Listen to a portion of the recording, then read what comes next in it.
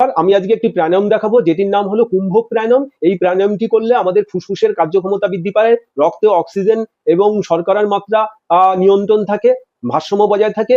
এর ফলে আমাদের এনার্জি বৃদ্ধি পায়, আমাদের উদ্বেগ বা স্ট্রেস থেকে হাত থেকে আমরা রেহাই পাই, আমাদের শরীরে একটা আলাদা এনার্জি আসে। এটি করার জন্য আমাদেরকে এরকম সুখাসনে বসে মেঝে জ্ঞান মুদ্রায় মেরুদণ্ড সোজা রেখে অথবা বয়স্করা চেয়ারে বসেও করতে পারে।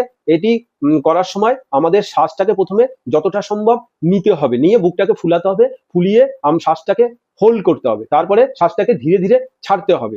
এই প্রথমে আমরা শ্বাসটা যে ডিউরেশন দিয়ে ধরে নেব, তো সেম ডিউরেশন বা তার একটু বেশি ডিউরেশন ধরে শ্বাসটাকে হোল্ড করব, এবং সেম ডিউরেশন ধরে আমরা শ্বাসটাকে ছাড়ার চেষ্টা করব আস্তে আস্তে।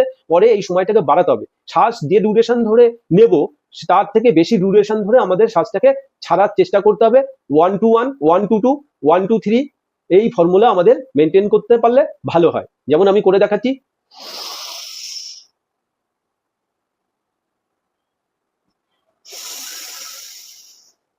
Inhale, hold, Excel.